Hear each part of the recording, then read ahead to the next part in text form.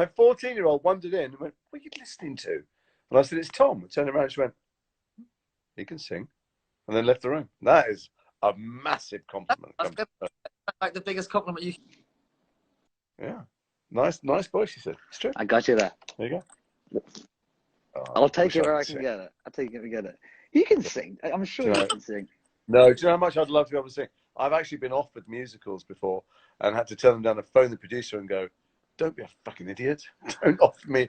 Do you understand how much I'd love to take the job? But the theatres would be empty. They'd all be asking for their money back. I fear this is you being your bashful self. I'm sure No, you could. I'm not modest at all. What would you if you could have one? If you could do one musical, what would it be? Rocky Horror Show. Oh man, yeah, it's one of my dear friend's favorite. I'm going to be guilty and say I've never seen it. Oh God, well, I'm jealous of you because then you've got that pleasure to come. Rocky, yeah, Frankenfurter. Love to be Frankenfurter. Was that a musical before it was a film? Obviously. Yeah. I saw it as a teenager. I don't know how I saw it, but I saw it in the West End, and then it went to Edinburgh. I think it was like a fringe sensation. Then it was in the West End, and then it was a film with the most definitive performance ever. That's like saying I'd like to play, Mary Poppins, or well, actually, Emily Blunt did that. But you'd be a fabulous Mary. Tim Curry was incredible. Oh, it was Tim Curry's part. Yeah, sure. Oh, yeah. Is it again, as an ignoramus, is it vocally demanding? Because I know some musicals. No, it's not, I would never be able to do Les Mis or something like that. But no. I quite fancy the idea of doing something a little easier on the. Yeah, you could do a bunch of stuff.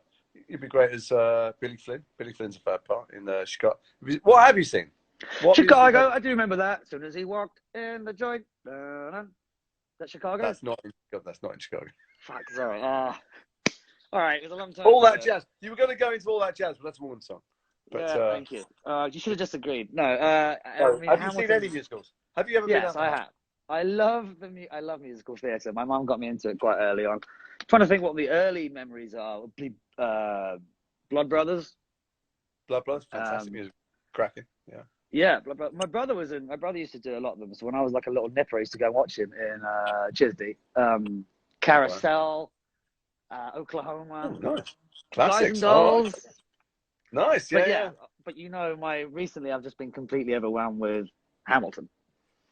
Yeah. Who isn't? Have you seen it? John Krasinski's? Yeah, I saw it in New York and I saw it in London. Actually, I saw it in New York, and a mate of mine had a friend who worked on the electric crew, so I got tickets for $100. And I was sitting there, and I was sitting next to a couple who paid $7,000 for 2 seats. First of all, I was thinking, why didn't you go to the Caribbean for a month, you moron? But then I was thinking, but how good does a show have to be to justify 7,000? It's got to be like Jesus and the Beatles or something coming out. Featuring, yeah. No, I would have gone up to 6.5, but 7's a joke. No, it was mental. And then I saw it in London, and the kid who played Hamilton, young man who played Hamilton, was utterly brilliant, and had just come from my drama school, so that was nice to see. But great. Just as good in London. Yeah. Marvelous. All right, do you see the John Krasinski thing? What, the sort of TV, the sort of the news show that he's kind of doing? Or... Yeah, he did Hamilton. Like, there was a kid who wanted to go to Hamilton, and they got the whole cast to sing to her on Zoom. No, I did not see that. You've got to watch it. Well, these are the sorts of things that I'm hoping we can achieve together. No, it was good news. It was beautiful. It was a beautiful thing. There wasn't a dry trouser in the house. It was fantastic. Oh, mate, that's awesome. Yeah, no, Derek showed it to me the other day, actually. That's the kind of thing that I'd like to do. So people are throwing questions at me to ask you. Go. Have you found a replacement for Dobby? Yeah. Dobby. I didn't miss Dobby for a split second. I despised Dobby. I'm just kidding. Monstrous. That one was from me. Monstrous, pointy-eared little git he was. What? No, seriously though. Actually, here's my replacement for Dobby. Hey, Missy, come here. Come here, baby. Dobby. Come here. Give us a kiss. Give us a kiss. Come on. Look, there she is. Oh, Willow, why are you doing that? Look at that. Who's that? That's Missy. Missy, who is basically a stuffed toy. She's a stuffed toy. She goes from the couch to the bed. And then in between, we drag her around the block and leave paw prints in the pavement. She doesn't want to go. She certainly looks a lot better than Dobby did. Yeah. I hated Dobby. I hated Dobby for many reasons. Partly I hated Dobby because he was a monstrous little git and very ungrateful. But also, people cared so much more about Dobby dying than any of the rather marvellous actors and fully realised characters that Joe created. I think that says something wrong about humanity. Rarely do we agree, Father, but I'm completely with you on this. I never liked him. He looked funny. He was never sweet and endearing. I was rather jealous of Toby Jones, that brilliant actor who got to play Dobby, because of course he didn't have to sit in makeup for hours. He just rocked out of bed at 10 or 11 o'clock, stood at the side of the set, having coffee and a sandwich, and did the lines of my name again. In his pajamas. In his pajamas. Yeah, it's not a bad gig, is it? It's not a bad gig. Anyway, listen. Did you interact? I'm trying to remember. Did you interact with Dobby ever? Did you have to look at him or No, because didn't they just put like a little green gremlin shaped thing no, as they reference? were all there for nothing. Because the first thing I had to shoot was the last bit of Chamber of Secrets. And Wait, the first scene you ever did? Yeah, first thing I ever did was the end of it with Richard Harris and Daniel. Yeah. And, yeah, of course. And it occurred to me that Dobby was standing there. So I said, where's Dobby? And they went, well, it was wherever you want to look. And I went, but where do you want to put him? And they went, it's up to you. And I went, oh, okay. So, like, well, if I look there? And they went, yeah, okay, it's good. And there'd be a little drawing. I went, what about if I look over there? And they went, yeah, it's fine over there as well. And I went, let's go over there. Let's go with this one. The left side is good. And then I go, what height is he? And they go, Did you have Toby or anyone there to? Did he have any lines in that bit, Dobby? No, he didn't speak in that bit. He spoke outside when he knocked me on my ass. Right. Because I'm thinking of the classic line, which I'm sure one of you told me that it wasn't scripted, or yes. Hopefully, Harry Potter will be here to always save the day. Something along those lines. It's because I didn't have an exit line. And I don't know if it's my ego, Jason's ego, or Lucius' ego. But the first shot I had to do was just leaving the room with Richard going, thank you, Lucius, that'll be all. And Rita and I went, I don't. And so when I was the director, still a bit shy because it's my first day, and I go, I think he'd say something. He's a bit proud. Yeah, right. A pompous fool in front of Harry. I don't think he'd be stripped down like that. And he went, okay, why don't you try something? And I went, like what? And he goes, I don't know, just try something. I went, okay. So I go to Richard. It was quite scary, Richard. It was quite intimidating. And he looked, thank you, Lucius. And I said, let us hope Mr. Potter will always be around to save the day. And Daniel, all of 12 then, I think, puffed his little chest out, stepped forward, and went, don't worry, I will be. And I thought, bloody hell, he's good, isn't he? Little bastard. Little bastard. Steal my thunder. He wasn't meant to get the last line. 3 years in RADA. Yeah. It was a very good line. I like to think that maybe Columbus would have whispered that in his ear. No, he just came up to the top of his head. He was right in it. No, Daniel didn't. I was going to ask that. When did you first realise that I was a far better actor than any of the other children? For the second I met you. So it was quite clear. I thought I could tell. It was obvious. I threw the ball up there. And they're really, in some ways, I thought they did very well with the one dimensions they had to play with. And all their spare dimensions they gave to you. Well, I was lucky to work with such great. In fact, that's true. My first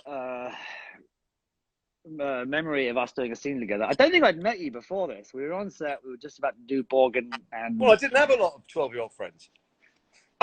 I know. Oh, you mean on the set, right? Okay. Well, I don't believe I'd met you before. If I had met you before, it was without the wig and without all the stuff on. So I just would have thought that, I don't know what you were.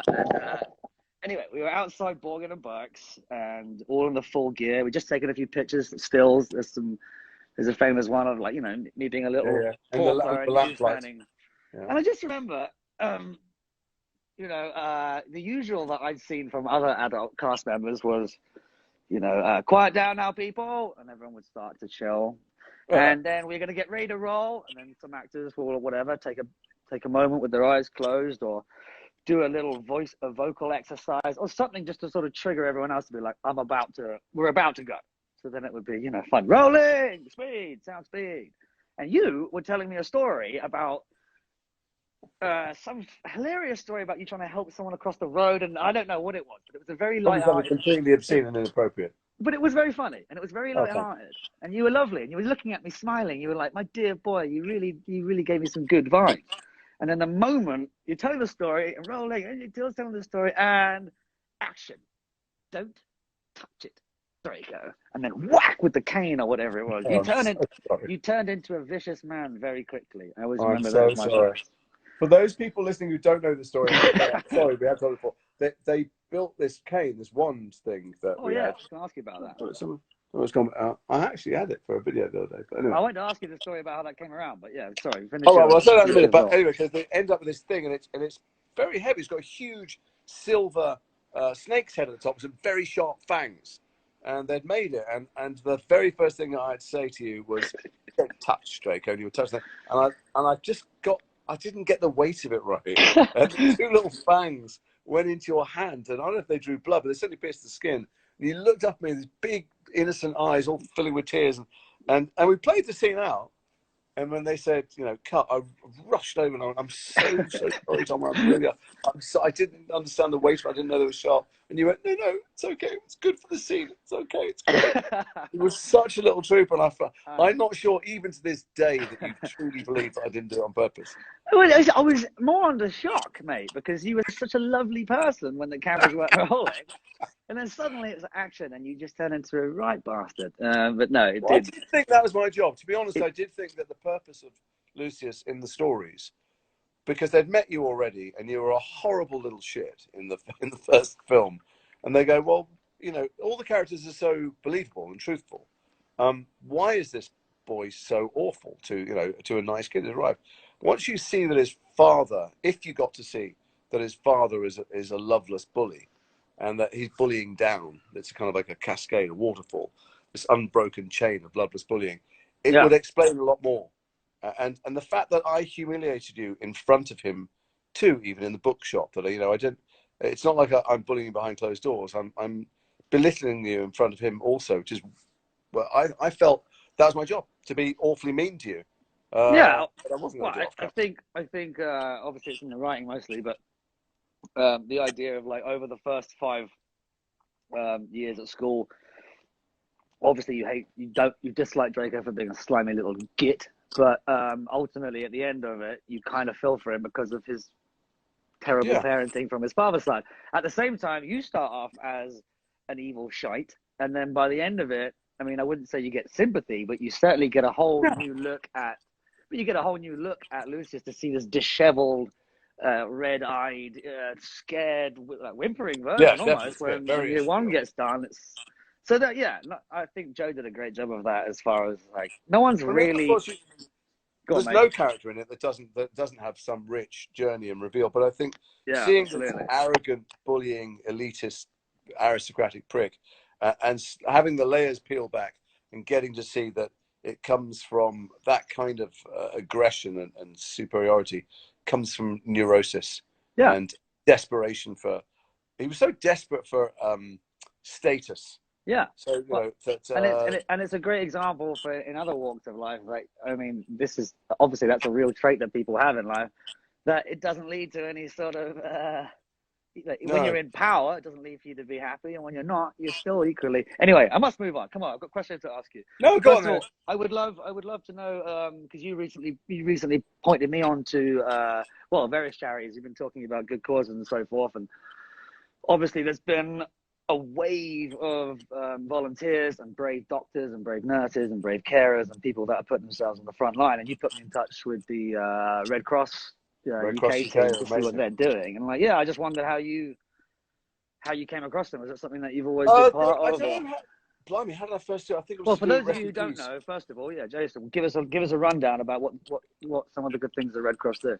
So the Red Cross do extraordinary things. So even when COVID isn't going on, the Red Cross all over the world they're the apolitical organisation that's been around for, I don't know, 100 years or longer. And they are in every disaster anywhere in the world. They're also, they do, refugee crises, refugee camps. They're feeding people. They're trying to get people, they're trying to make people, give people medical and health treatments. They're advocating for legal change. They're housing homeless people. They're in Britain and in every country. They are taking people from hospitals. They're looking after lonely people, old people, helpless people. They are the most extraordinary organization. And so I'm very careful about who I get involved with. So I want to have a very good, deep look at, if you give money to them, does the money end up actually at the sharp end? Sure, of course, yeah.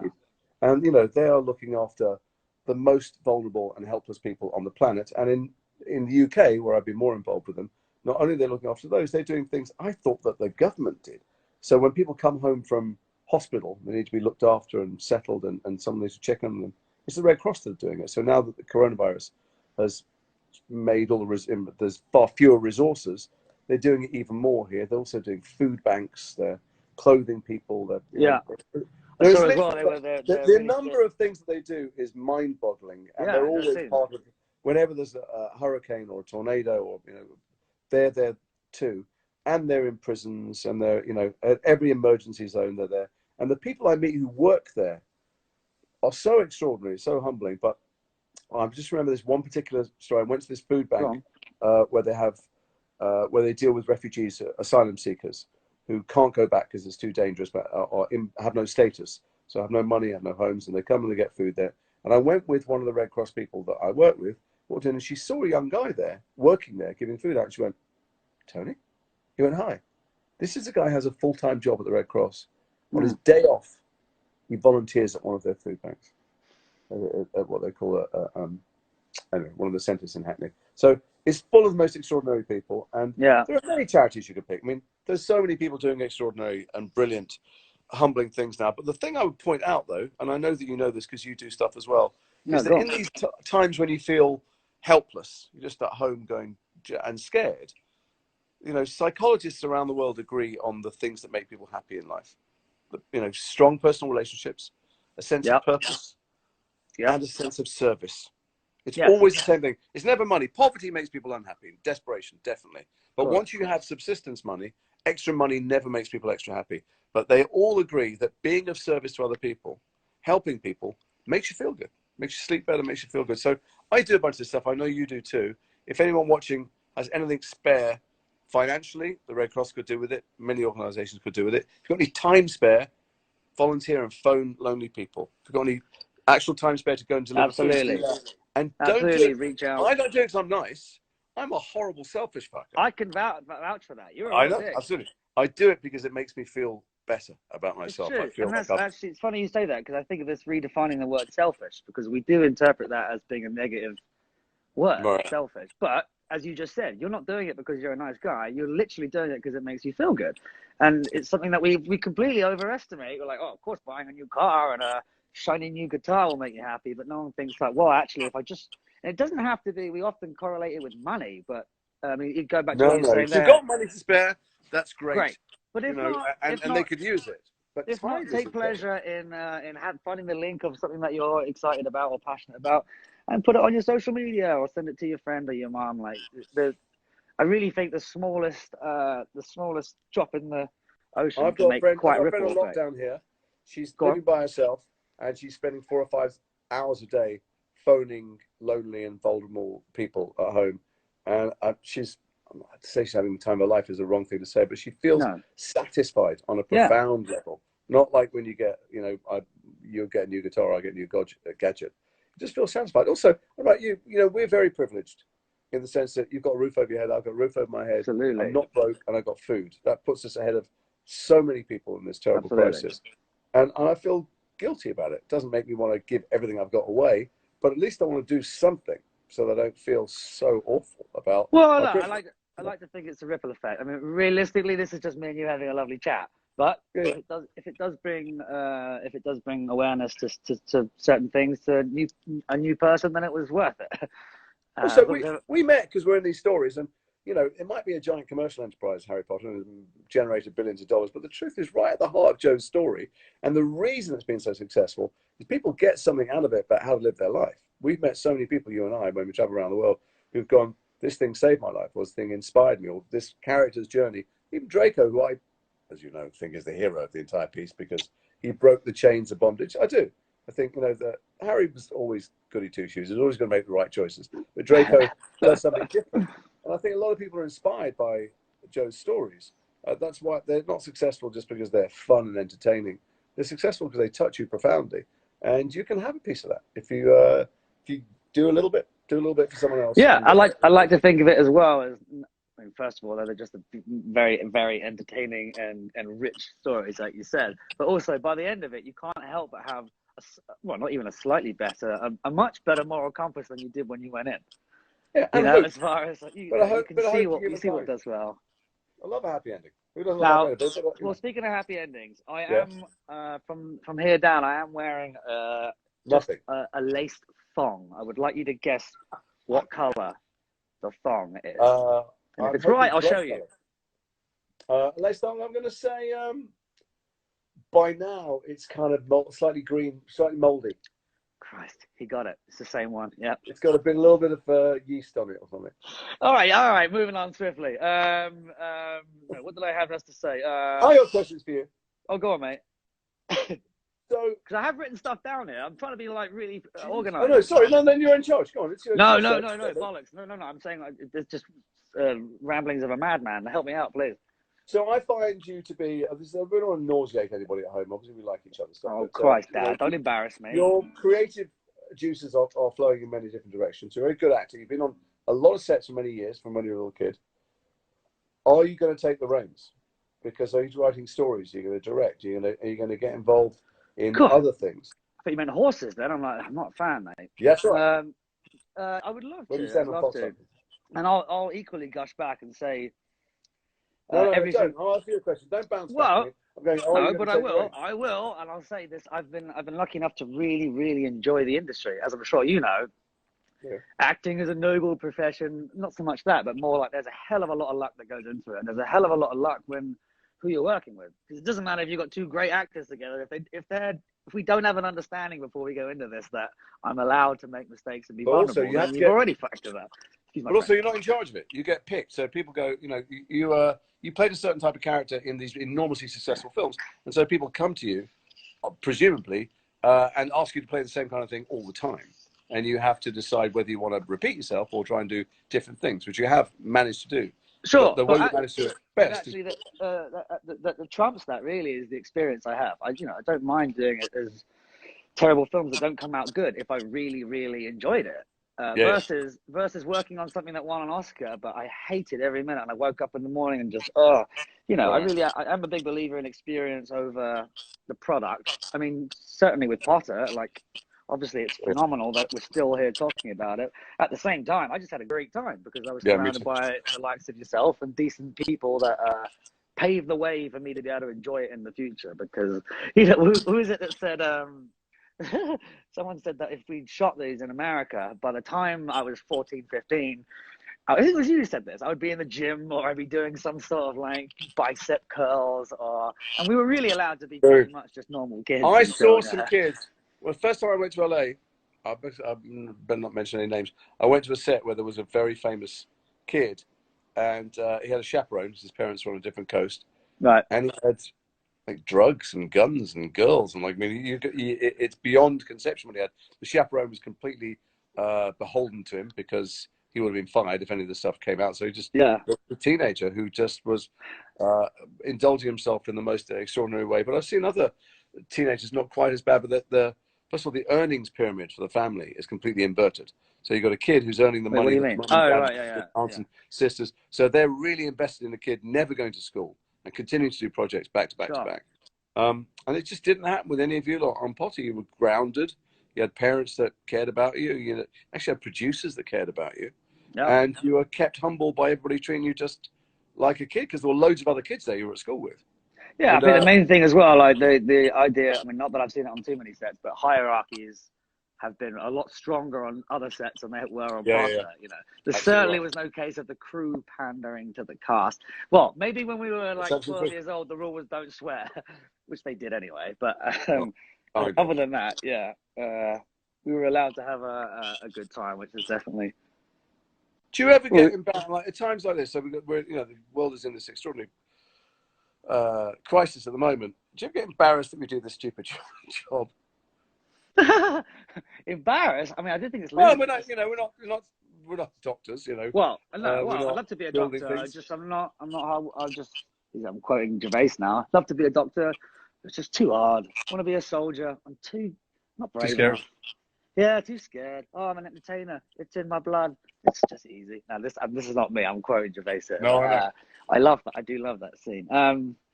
Yeah, I do, mate. I feel very lucky because I don't really. I'll often forget about it. I really do. And I walk through somewhere and someone will be like, "Hey, what's up? You're And I'm Yeah, like, it's how weird. do I know you? And we're like, oh, no, we watched you in the film. What's a weird thing? Because you Oh, live in right. LA. In LA, anywhere you go, everybody knows everybody's entire acting resume. As soon as you get out of LA, it doesn't happen. But as soon as I land in Los Angeles, I feel about 1,000 times more famous than the completely unfamous that I am in England. It's weird. You go to Starbucks and they know the ratings and what your last film took at the box office, and you just go, Sure. just give me a fucking cup of tea with it. But they don't go, oh, they go, hey, Jason. Yeah, Hi, they who are know. you? Do I know you?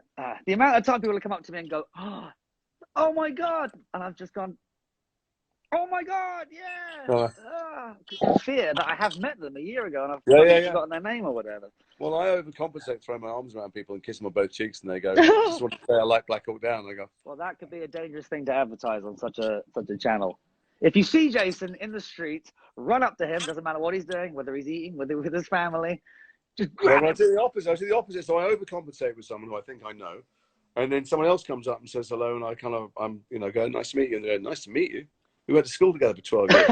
I married you, or whatever it is, Yeah. I can never I've get it done right. that one. I've done that one. Okay, wait. Someone just nudged me, and they've nudged me several times here. Do you have a favorite? Was there a favorite line or scene or something that? Because I get the same request all the time. My father will hear about this, which Yeah. you have done. I do. Luckily, I do. Potter is another one. Scared Potter. That's about it, really. But those are the requests. I mean, God, I remember Don't Touch. I mean, between you and yes. I remember that. I remember the line. I remember that line to Daniel. I remember being in. You weren't in the scene, so it doesn't count. It wasn't any good because you weren't there. I was in Hagrid's house in the invisibility cloak. They said, "You call this a heist?" Just like saying heist. Heist. Wait, what does it mean? Well, it's house, Actually, one of my favourite moments was Rafe snapping my wand.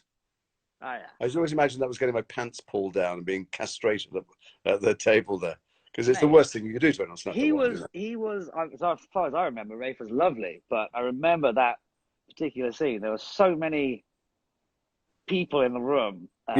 Everyone was very lovely, but tensions were high. It did feel like you were being castrated. Also, he knows how to take the moment, Rafe. He took that moment. He knows how to play power, and well, it's all very social and fun off camera. But when they go action, there's a terrifying dude in the room. Yeah, stickers all over his face. Sure. And when they say cut, and you see him sitting on a chair with a cup of tea reading a newspaper, Voldemort reading a newspaper is pretty bloody scary. It is. He is still quite scary. Okay, I have another request here. I'm going to throw just to test. Oh, you're going to hate me for this one. What are questions? Let's check your trivia. In which book did Harry and Ginny share their first kiss? Oh, jeez. Did they not do it at the ball in Goblet of Fire? Perfect. Ding ding. Honestly, wow. I don't know. No. It's no, they didn't.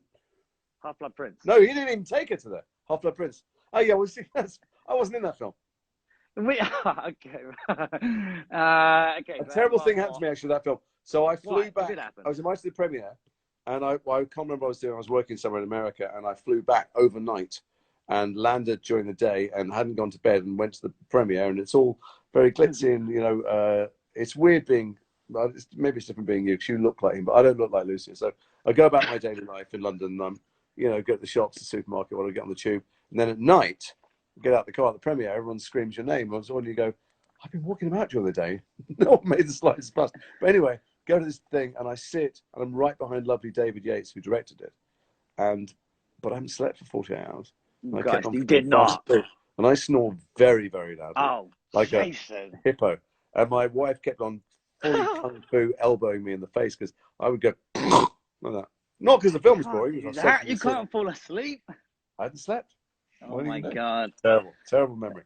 Well, yeah. To be fair, he mentioned it to me the next day and said, "I can't believe it." It's just so rude. It's so rude. Do you know this about David? He's got a tail. So David Yates is the lovely director, but I'm watching who directed. I just remember him doing this. Yeah, but very like Tigger, just so enthusiastic. He was very happy. He directed 5, 6, 7, and 7 Part 2, and then the Fantastic Beasts film. So he's insanely talented, but he's a very, very sweet man. So we'd come out from behind the camera after doing a take and find some little compliment, little gift to give to everyone on the set, not just the actors. Oh, I love the way to the set dresser, the glass to lay down. I like the way to extras. You leant back when he walked by you, and Jason. and he'd say lovely things to everyone. But if he touched you on the arm, he had a note. He had a correction. He didn't know he had a tell. He'd come up and go, "Oh, that was lovely." And he'd go, "Can I just say?" And they just lean in and just go, just touch on the elbow. Go, "Okay, you can't see me here." Go. So when you walk in the door, and I'm thinking, "Oh, okay, what is it? What have I done wrong?" No. I had a tell. It's terrible true. tell. He was very obtuse. He didn't want. He'd never want to be like, no. What are you doing? Shut up. Stop. No, never. He would always be like, whatever you did. Oh yeah. That was interesting. But you're right. As soon as you had the. Yeah, as soon as you get the arm on the other. Just do something this way. Done. So I mean, I wasn't going to. It was great. I can't remember. I think it was number 5 that I wasn't quite sure whether I was going to take the job because it was a very small part in number 5 and it was spread out with many months in between and it stops you doing other jobs. And sure. I didn't want to not be in the films anymore, but it just wasn't, professionally, it wasn't such a great opportunity. No, and David said to me, "Look, I know it's not a great part in there, but we have written you a really fantastic scene where you go and persuade Voldemort to turn on, I can't remember, Snape or Dumbledore, whatever it is, like where I go and manipulate Voldemort to do something." And I went, "Really?" He said, yeah, I think it really worked. It's great. Anyway, I took the job partly because Joe had told me that I was going to be in number 7. I'm like, okay, well, then I don't mind. I'm not going to be in 6. You got the inside scoop. But I'll be back. So I took the job and this scene is coming up. And David says to me at Rap one day, we're going to shoot the scene the next day. He goes, "We're really looking forward to tomorrow. It's going to be great. The scene's going to be so good. You're going to really be great in it." And it's one of the reasons I took the job because it is a lovely scene. And I come in the morning and I go to work and I get in the trailer and David appears at the door of the trailer, comes to see me. Director never came to see me in the trailer. And he sat down next to me and said, "Oh, I was looking at the scene last night." And he touched me on the arm. Uh-oh. And I knew it was gone. And I said, "Oh, no." "What?" And he goes, "I was just thinking," and I went, "It doesn't make any sense, does it? You don't want Voldemort to be manipulated by Lucius. That would be a terrible scene." He went, "Yeah." And it was gone. But that's a testament to, because I'm sure he was right. Even in my limited, well, not limited, but even in my short career, I've seen that several times. Half the amount of times for me. Well, for example, Chamber of Secrets. No one told us that scene from Borgin and Burks was not in it until we watched it. No, that's right. Where did it come from? And I know Dave Legino, bless his heart, is a dear. He played Fenrir Greyback for the last 3 films. He did all the lines. He read all the lines on set, and it's only when he went to see the film that they'd given him this wolf-like sound. I remember him asking his artist being like, no one told him. So that was, at least it was sweet of Yates to come up to you and say, "Listen, mate, it's not going to work." No, he was an incredibly nice man. I had another one with Gary Oldman and I were left to a giant wand battle in the Vale Room for quite a long time. I remember, that was a great scene. In my memory, it was weeks. It might be in the days of it. But we came up with all these fabulous special effects things. And every time we came up with something, they go, "Yeah, we did that." I go, "Really?" I go, "Yeah, can I whack the one down on the ground and a wave of rock knocks him over?" I go, "Yeah, we did that." Gary goes, "How about if I do this and a big green spot gas tank?" "Yeah, we did that." So we did all these fantastic effects and a long fight. And then when I went in to do a little bit of revoicing of the scene, it was about 2 seconds long. And I went, "David, what was the battle?" He went, "Oh, it was such a good fight. Such a good fight." He said, "And if I was making a film called Lucius versus Sirius, we had the whole climactic end sequence. But unfortunately, it's not called that. And we've got another fight afterwards, and it wasn't as good. So we cut yours." So they had to get, yeah. It's like a wizarding James Bond, that, isn't it? You and Gary Oldman having it out. Yeah, well, that's, testament to, well, the time we had to muck around a bit, I suppose, or create some scenes. Yeah. Wait, so I remember you disappearing all the time because you had to go to school every time you weren't the camera. Martin Cameo, what's up? Sorry, just shout out. Let's go for it, mate. Oh, you're seeing all the people. I'm not seeing them. I can see like one line and my eyes are bad, and I'm just too distracted by your facial features. It's hard to concentrate. Don't show me the bicep. Did you? Sorry, no, the gun. Sorry. Did you work at school? What was it like jumping off to go to school? Well, that stuff. I can't imagine that you could focus. What, you mean like tutoring? Yeah. I was like, you'd be in the Great Hall for 3 hours and then you'd have to piss off to a room by yourself and be taught by a teacher. Well, it was no fun being a class clown in a room of 1, I tell you. It was pretty crap, to be fair. Although, I mean, I say crap. It was great as far as education. We got our 3 to 6 hours every single day. Right. And you know, as a kid, you just want to. Once you come from the Great Hall or wherever it is, you don't really want to sit in some styrofoam, some cupboard.